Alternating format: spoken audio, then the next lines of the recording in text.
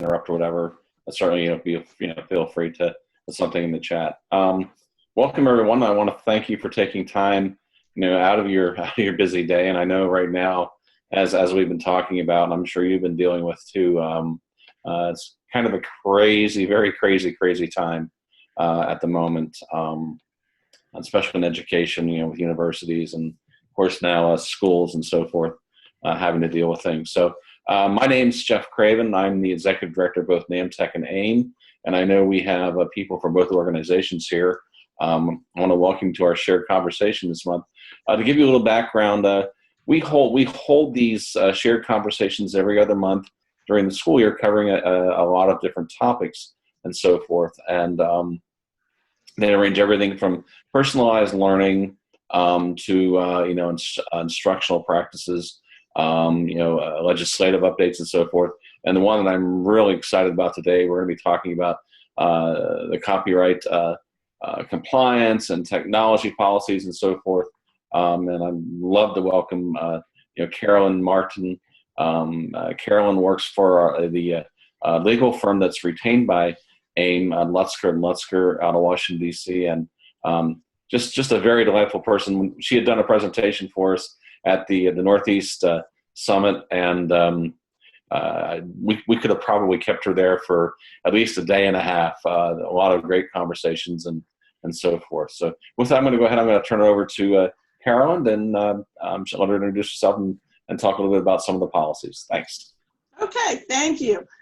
Thanks, everyone. I know it's a busy time right now. As Jeff mentioned, I've been practicing intellectual property law for almost 40 years now, and there have been some interesting times before, certainly with the advent of the internet. But I don't think there's ever been a situation where young people were so impacted by the new technology, and now we have toddlers who are the targets of a lot of the technology that's coming out. So what I want to do today is I have some things that I want to talk about in terms of what's going on with artificial intelligence, what's going on with ed tech and social media. But as Jeff knows from the meeting in Syracuse, the conversation is really best when it's a Q&A and a real conversation going on. So please feel free to interrupt at any time with your questions and talk about what really concerns you, because particularly today I'm going to talk about some things that are more on the horizon that I doubt any of your schools have experienced so far, but they are not very futuristic. They really are, in the present. So the main point of this whole discussion is that as educators, you really have multiple roles to play. You're the ones that are identifying and vetting some of the new technology that supports our students, and it's finding ways to do that both protect the students' interest, the students of all abilities' interest, and don't violate either the privacy rights of the students or the copyrights of the vendors that are providing these services. And it's also important to teach by example in terms of respecting the privacy and intellectual property rights of others, whether it's content providers or vendors, students or teachers. And that's really an important part, because this generation of kids is coming up where there are so many assaults on their privacy rights that it's important for them to be aware that this does not have to be the norm. It's not something just to be accepted, but a way to instill in these young people that they do have rights of privacy, they do have a voice, and that encourage them to be informed about how they use technology going forward while they're in K through 12 and on through the rest of their lives. Because if we're complacent about some of these privacy issues, who knows where we'll wind up. So I want to start by talking about the laws. There's really only 3 laws that govern privacy issues in education. One is FERPA, the Family Education Rights and Privacy Act. I would assume that many of you are familiar with that. And that is a broad statute that prohibits access to student records that receive federal funding. The issue is that that law was written in the 1970s, and the things that are going on today were on no one's radar screen in the 70s. So it really has sort of guidance, but it's somewhat limited in terms of what happens with the issues that we're facing today. The second is an amendment to FERPA, which is the protection of pupils' rights. And that was designed to get parents' written consent before students participate in surveys or evaluations, and was really a way to get so that schools would have very clear policies about how student information was being used. And that becomes increasingly challenging. I know we've dealt with schools and institutions that may have a policy, may not have a policy, but the policies that they have don't really include all of the new things that are being done with social media. And pretty much some schools are tracking every social, every academic event, sports event, music event, and putting it up on Facebook and YouTube. And their privacy policies really don't envision all of those kinds of access to what's going on in the school and in the classroom. So that's something to keep in mind. And then the third is COPA, and that's the Children's Online Privacy Protection Act. That really is not so much, educators aren't necessarily the content creators in that event, but you are using third-party material that does need to comply with COPA in terms of collecting information. And one theme throughout the conversation today is on the idea that a lot of the material that is being used in schools today is really intended for commercial use and not necessarily for the classroom. So therefore, they may not be in full compliance with some of the acts. So that's sort of, as the gatekeepers, one of your responsibilities to see that everything is appropriate for the classroom. The first thing I want to talk about is artificial intelligence. And that, to me, is one of the coolest areas of privacy and education right now. Many schools now are using Echo Dot and Google Home in the classroom. And the issue is, again, these were designed for commercial use. They don't have to comply with the education laws. And they do collect personal identifiable information, voice information, biometrics, images. Sometimes the students and the teachers aren't aware of all the information that is being collected. And it can even collect information when the device is not active. So one of the main things is to keep in mind that you definitely need to get parents' written consent before using these devices in the classroom. Unplug the devices when they're not in use. It's not just a cute toy. It's something to use it if it furthers your educational purposes, but it isn't something just to use randomly in your classrooms. And most importantly, don't discuss confidential information within earshot of one of these devices. They are the ultimate eavesdropper. So parent-teacher conferences in a classroom, a very routine thing to occur, but that device can pick up those recordings and can hear about a concern you might have with a student, or a discipline issue, or a learning issue, and you don't want that recorded. You've seen in the media how some of these devices, they do keep recordings of these, so random people in some cubicle somewhere in California can be listening in on these conversations. don't use the devices to record anything intentionally, if at all possible. There might be instances where it's appropriate, but better to be safe than sorry in terms of what you record. Also teach the students, because you can inadvertently wake up one of these services when you're not really using it as part of the classroom instruction. And that can be difficult when it's sort of an attractive nuisance in the classroom. The kids like to play with technology, but you want to be careful about that. And to use it as a learning tool to teach students about what permitted uses are and where they might cross a line in terms of using the technology. Any comments or questions, or any of you using Echo or anything in your classrooms? Okay. The next one is a category of facial recognition in the classroom. And it was mentioned in one of our newsletter articles just in passing a couple of months ago.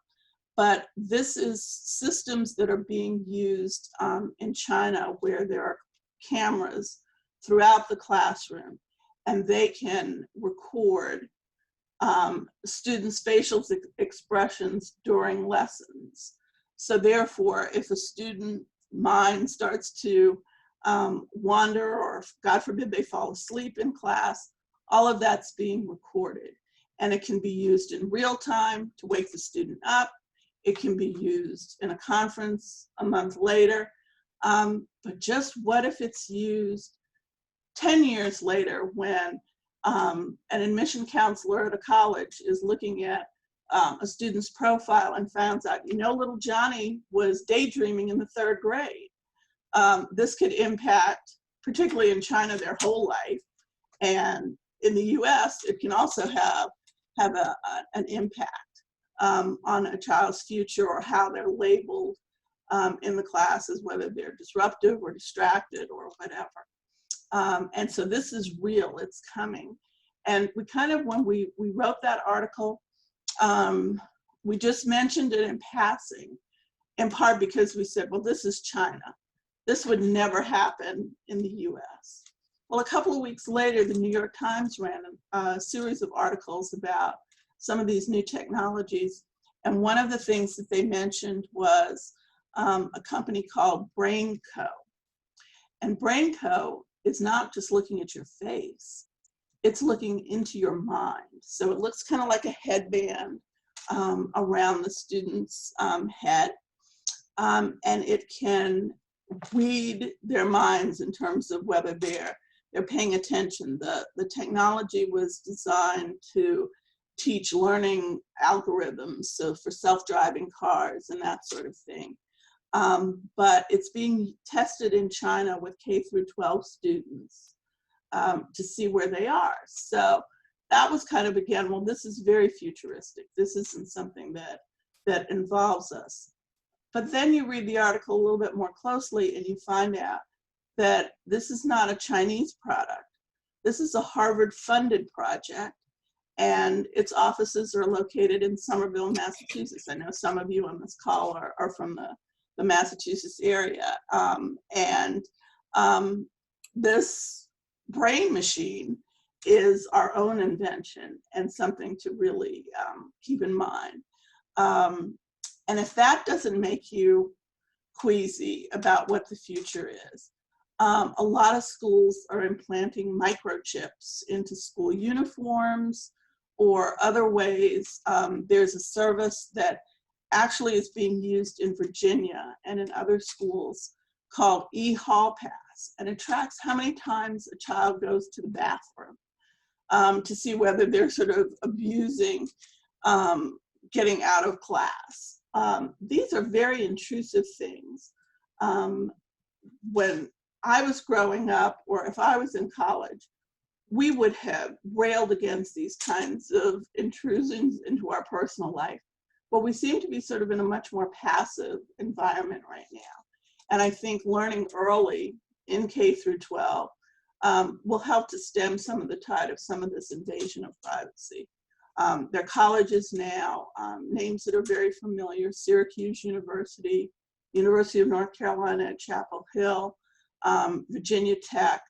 Others are using technology to track students so that, you know, back in my day, you know, if you were late for class, someone might make a note of it.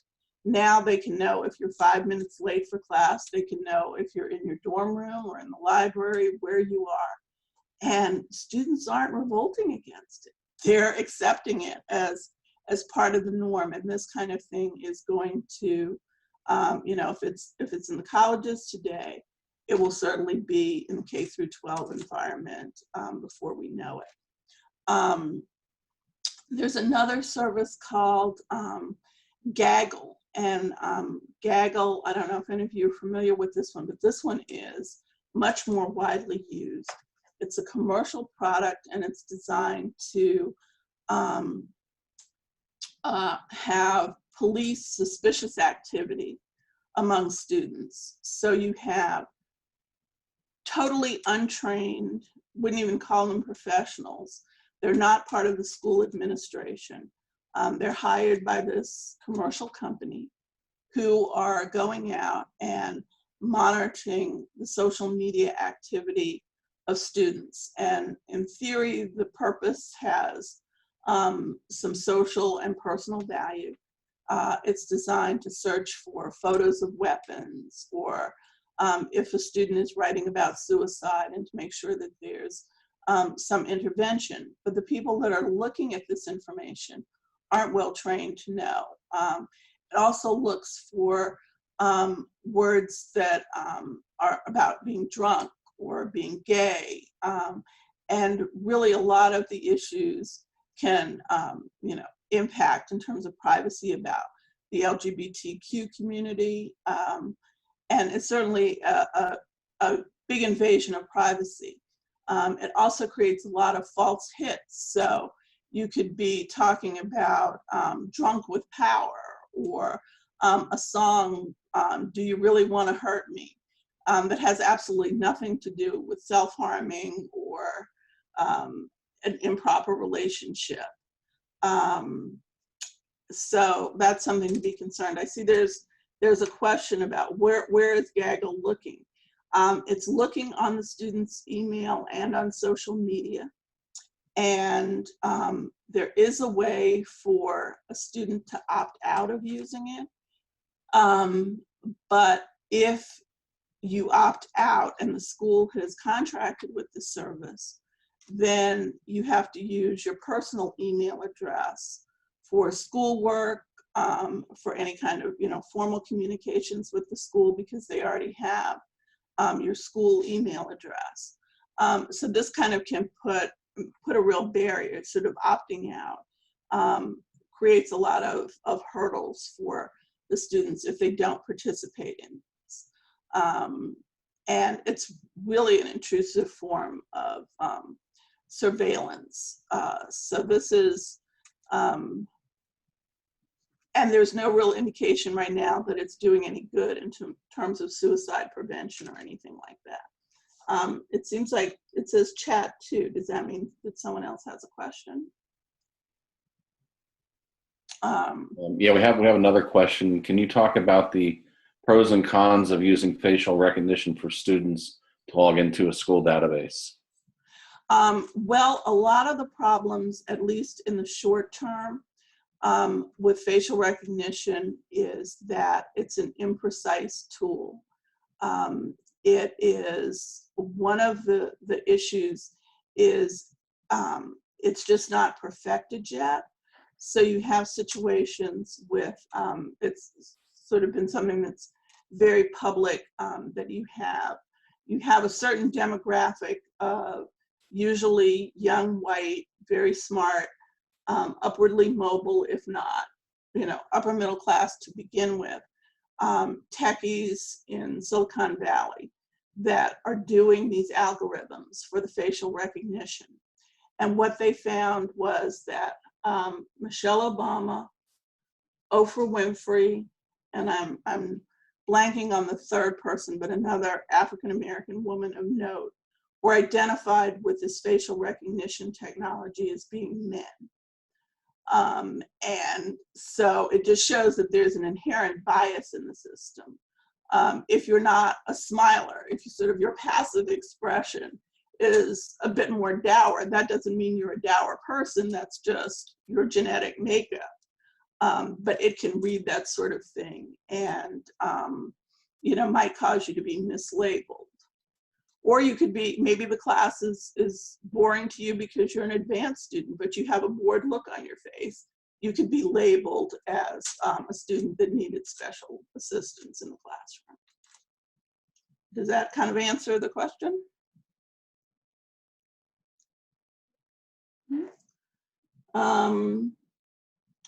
Can't read the whole thing. So if I'm a parent of a first grader, should I allow facial recognition to be used in the school? It's a hard question to answer because I would be concerned about it, certainly as a parent.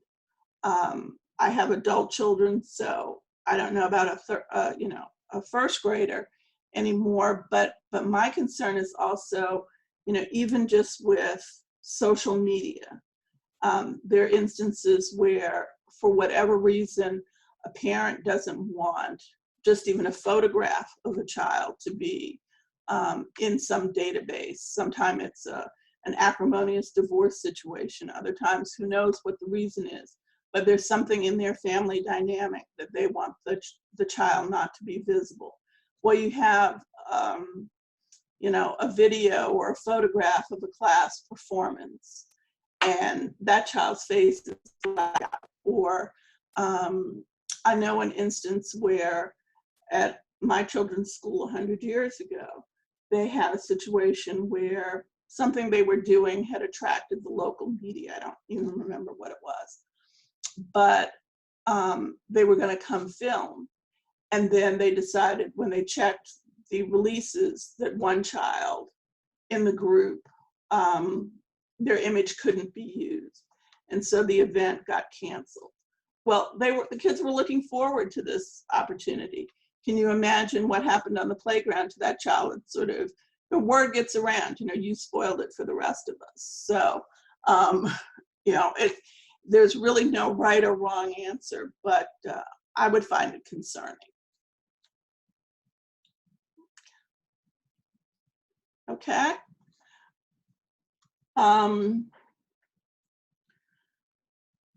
Do you have a list of questions that a school should go through if they are what?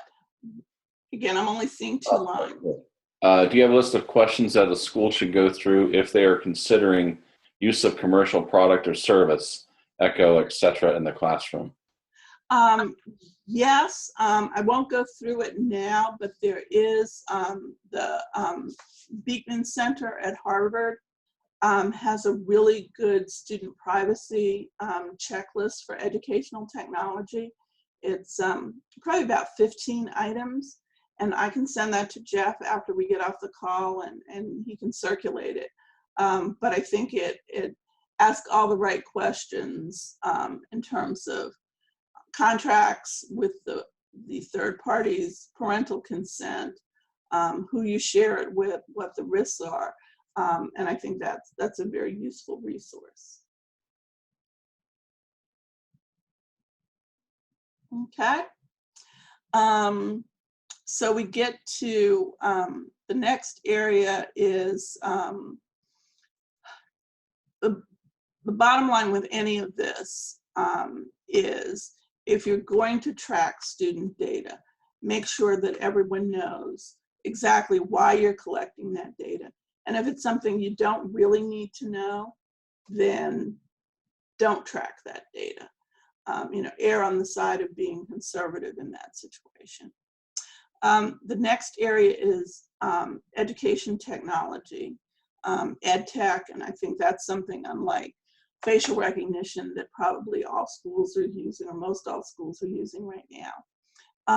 And that really is a collection of metadata, is a concern there. So you provide meaning and context to other data that's being collected, so that you create a more robust profile of the students. So, you know, one area is that these ed techs can track how long it takes a student to perform an online task. Well, if you add to that data about the date and time the student completed the activity, how many attempts the student made, and the one that just completely gets to me is how long the student's mouse hovered over an item. So maybe they're just cautious, or maybe it's a symbol of indecision about it. But there can be a lot of reasons why that might happen, yet the stigma that someone is a slow learner or you know, didn't get the assignment, sometimes an experienced educator can make those kind of nuanced decisions, whereas a technology can't do the same. So that's a little disconcerting as well. So you want to have a meaningful privacy policy. A lot of this comes down to transparency, letting parents know why are you using facial recognition, what advantage to the students will come from this, that you're not going to create profiles of the students that are going to be part of their permanent records, and that you don't rely on the privacy policy of these commercial products to guide you, but rather to think about your own situation in your school environment, and then build a clear and transparent notification to the parent, and to look at it each year, because some of these things that aren't on the radar this year will be front and center next year. You know, if this whole coronavirus, if there's more online education takes place over the next, hopefully, few months, you know, that could mean that you need to revisit your privacy policy, which I'm sure is not on anyone's radar right now about protecting our kids and our communities, but it's something that really needs to be thought about as well.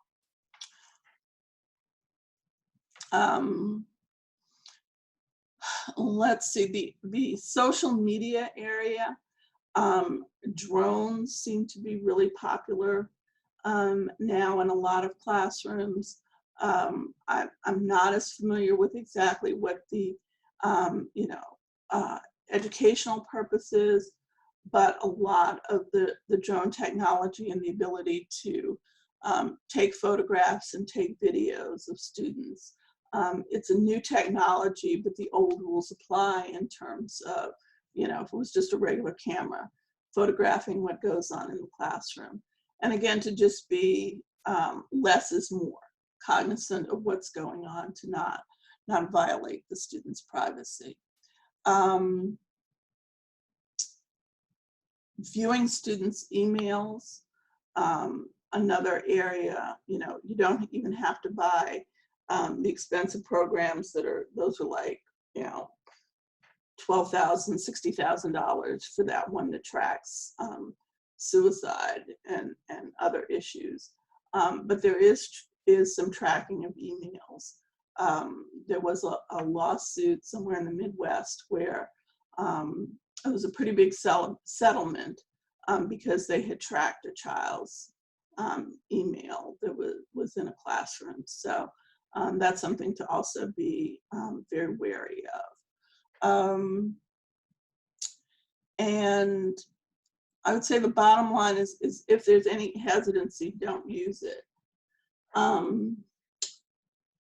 you familiar with the I Keep Safe certification process? I believe it includes, can you read the rest of it to me? Sure. FERPA and COPA certification. Is it worth asking for? I'm not familiar with the I Keep Safe, so I can't answer that with you know, total certainty. But I think a lot of it, I don't know how expensive that is to do, how time consuming for your staff, but my sense would be that this is something that could be done internally. I don't know that you need external software to do it, but just to be really clear about your intent. And you know, a certification is a good thing, but it's more important in practice to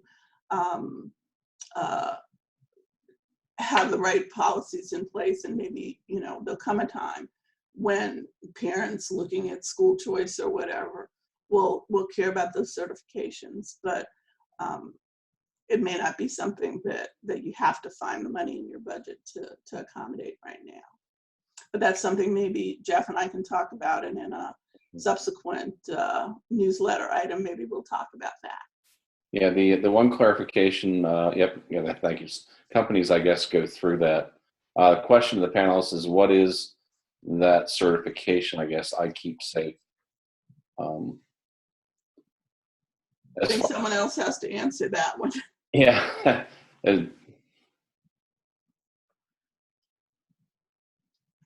Because I'm not familiar with it. I'm vaguely familiar with the program. I know that we had launched it and so forth. I think it was like a organization that kind of was formed that you would go through, and I want to say it was like an online course or something like that. I don't know if anyone wants to jump in that may remember some of that. I think, in my opinion, I think it was more like an awareness kind of training and so forth. But. Yeah, there's a lot of things. Commonsense.org is another one that has some good ideas about ed tech and technology in the classroom generally. They do an annual report. That may be something to go to their website, and there's some you know, good information there that would be helpful. So I think, you know, the name sounds great, a great trademark, but Yeah.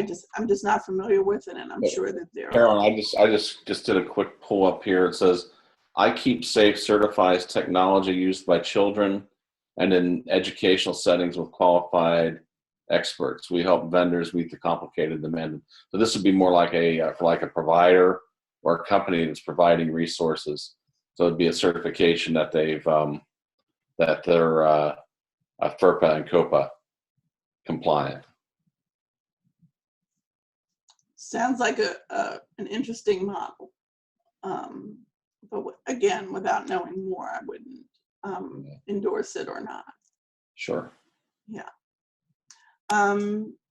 Any other questions?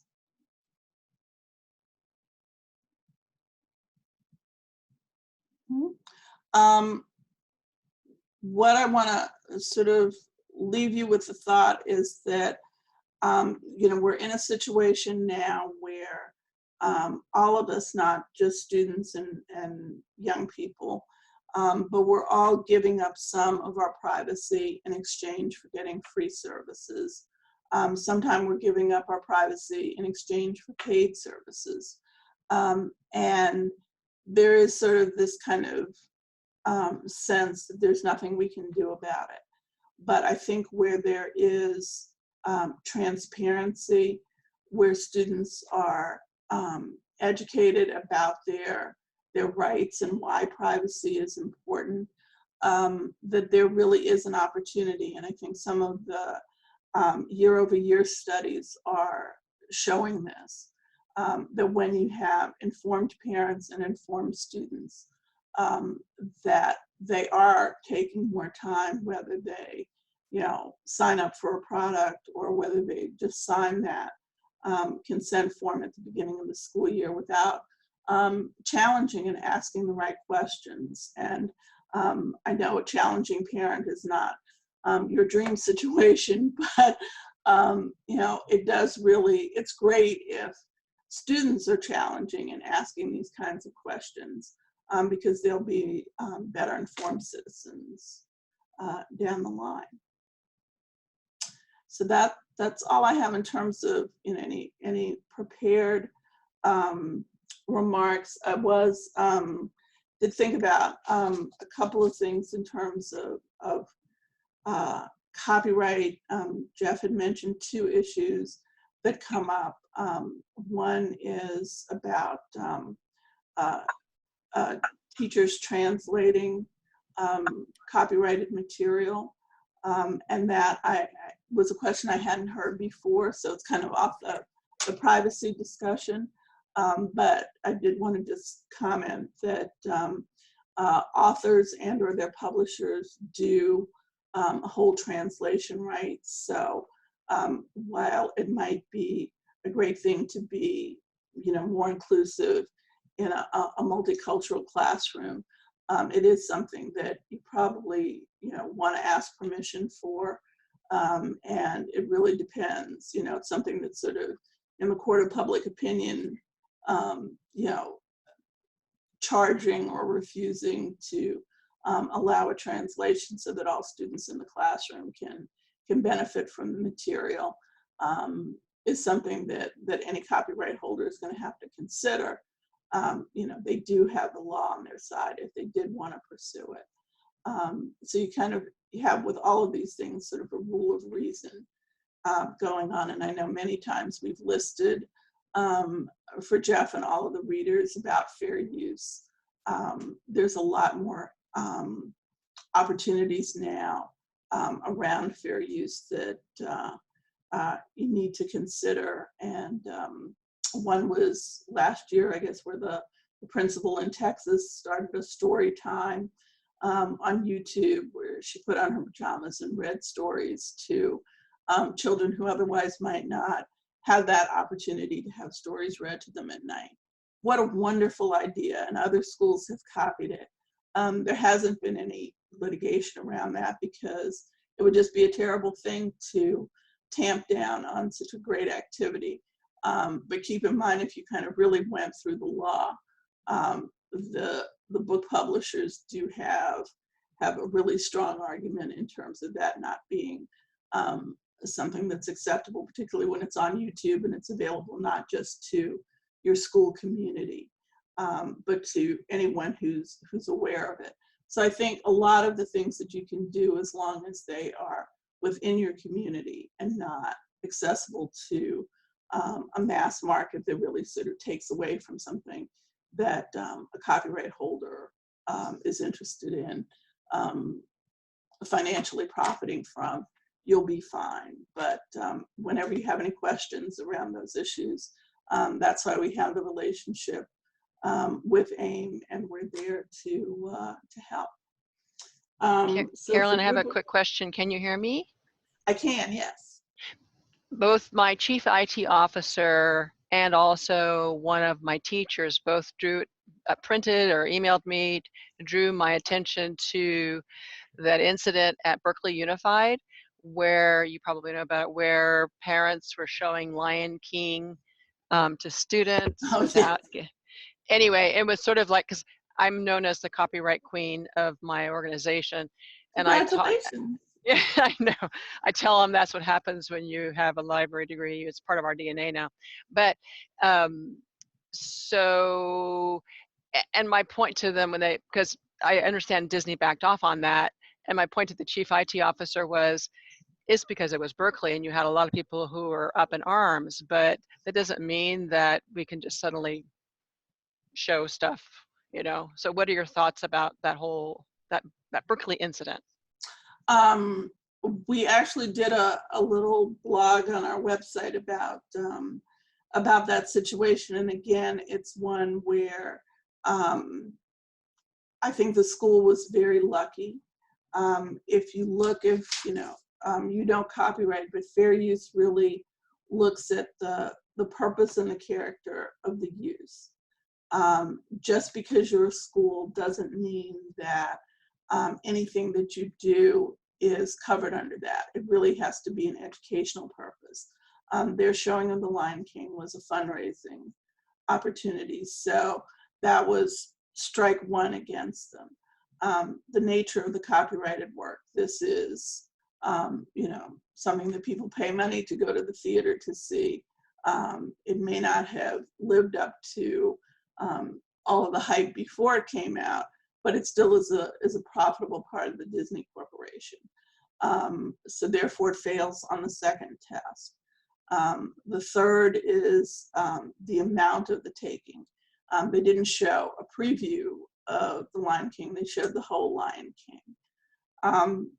The one that is a little grayer is the effect on the marketplace. So if everyone in this one school saw The Lion King, yes, Disney lost some sales, but on a global distribution network, did they really lose that much?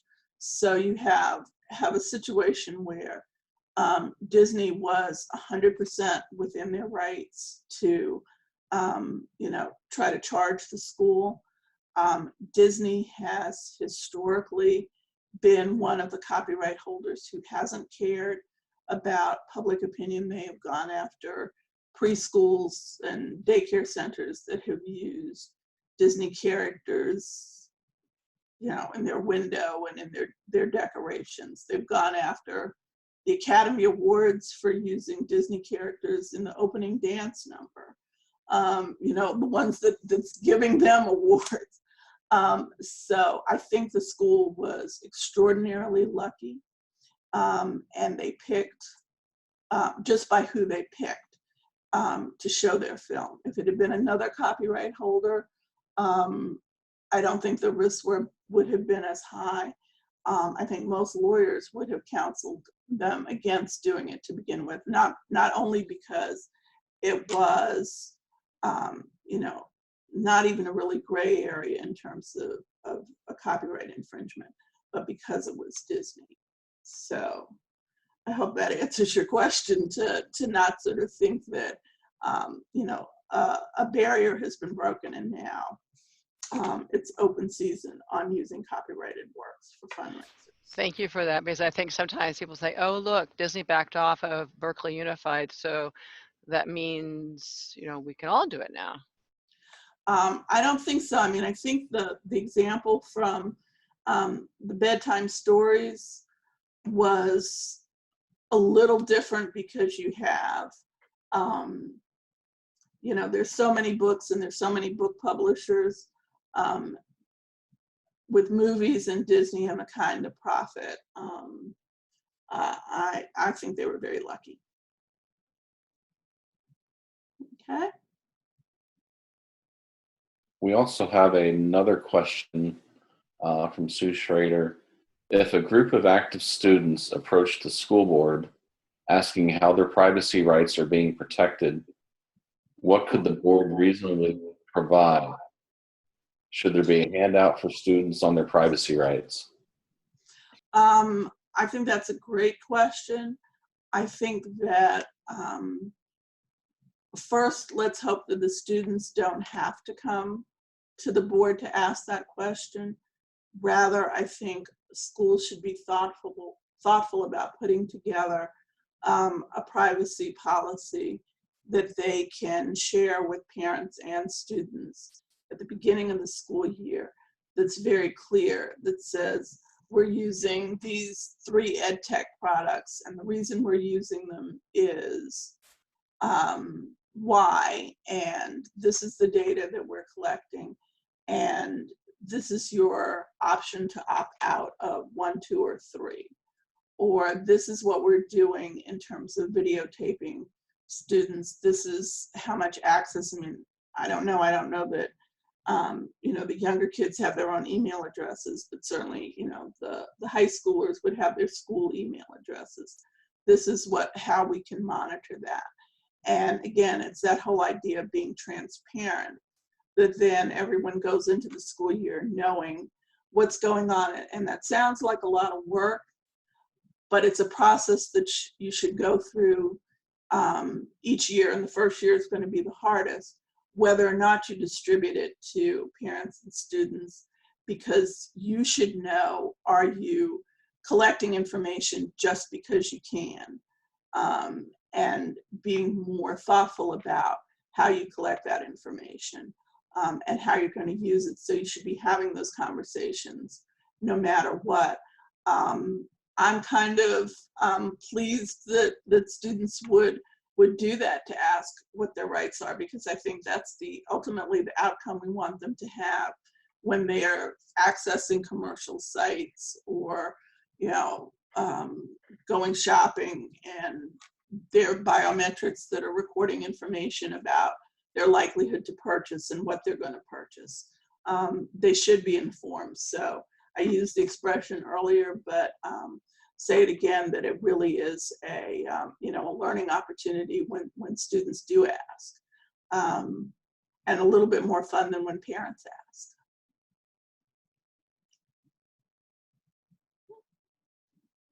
Anything else?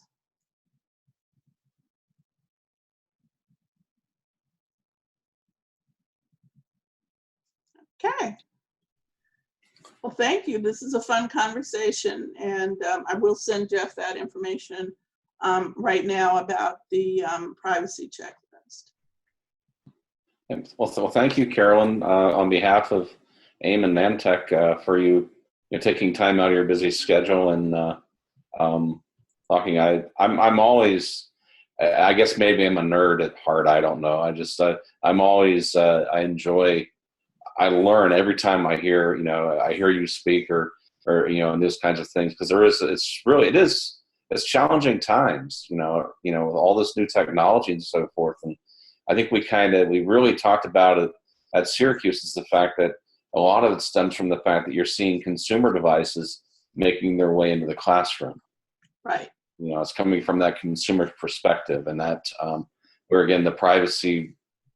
Unfortunately, most consumers pretty much waive their privacy rights, or you know, they're more interested in the product or whatever, not really giving much thought into that. So definitely. Well, and we're all, you know, these are bright new shiny objects, so we're all susceptible to wanting to have them in our lives, whether it's a classroom or elsewhere. So Yeah. You need to just take a step back and think about it. Awesome. Okay, well, once again, thank you everyone for joining us. Our next shared conversation, I believe, will be in, let's see, March, I guess it would be May. I have one in May coming up. So I'll be sending information about that shortly again as well. So again, I hope everyone has a great day. And, you know, if you have any questions, by all means, just give me a shout anytime. Thank you very much. Okay, bye-bye. Bye-bye.